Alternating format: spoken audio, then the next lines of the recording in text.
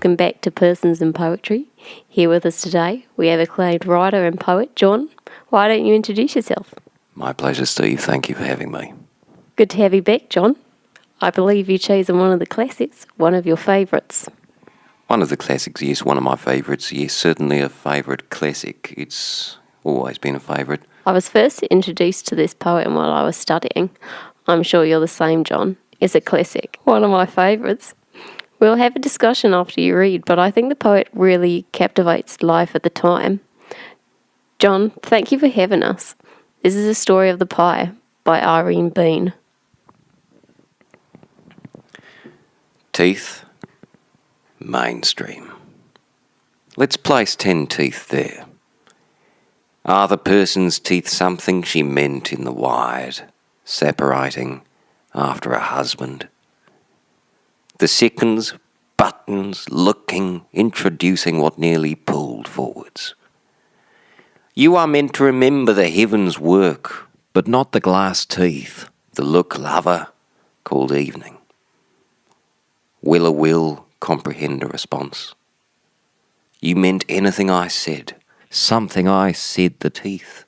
But on he rang. He had sat 40 person before spying. Look in my loaf. You found the thing okay? Some pies tell you fold in white teeth. I saw part of the person, Bill. Meanwhile, before Annie learned acting sooner, you will. The man moved far a bus ride. I got 12 wrinkled granny. What? While I sit back, your shape can come to that false, sweet bakery. Bread? No. Person. Right, this pie was meant to have the shirt. Give the right person the shoe. But never kiss that man. You're another queen, she said. Annie appeared looking for a man. Cream loaf. Clever. Yes, something he certainly didn't stop. I said pie, and my story opened. Just try that again. I said pie, and my story opened.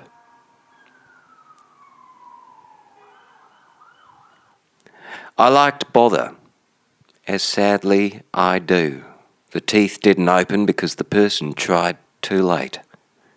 Should I have something sweet? Between friend and person, I meant the person. After my next thought, the person meant macho. Now through carrying my tray like Bill, the bread meant Bill. That person said I put away your teeth or met with that granny. I'm all right and small when you took that first look. Still I saw Bill. Now as a person he cannot borrow that shirt. Bill said that has no bell. I said I'm walking. I know the bakery and the person and cannot thank him. Man's young.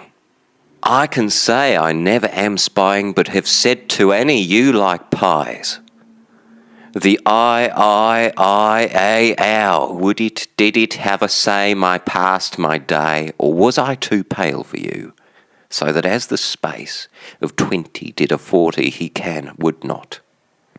The yes man said yes. The no man said no. Me? I say, yeah, yourself said no, so I'm me, not us. Thank you. Thank you, John. That was beautifully delivered. Sorry about the siren. It's all right, these things happen. I am a siren, a mermaid. I know that I am beautiful while basking on the ocean's waves, and I know that I can eat flesh and bones at the bottom of the sea. You are a white witch. Thank you, John. That's from C. Joy Bell C. Gonna have to cut you off there, John. What relevance do you think Bean's piece has today? Well, today there are many words that are still in common parlance that are being used directly in the words of the poem. Many a person bakes a loaf and wants to eat it. Many a granny catches a bus. Precisely. People still talk about shirts, shoes and loaves, and we still use them as often as others use the bus. How has Bean changed the way that you write, John? Because I know that you do write. Yes, she has, and that's important because I never want to write the same poem over and over again.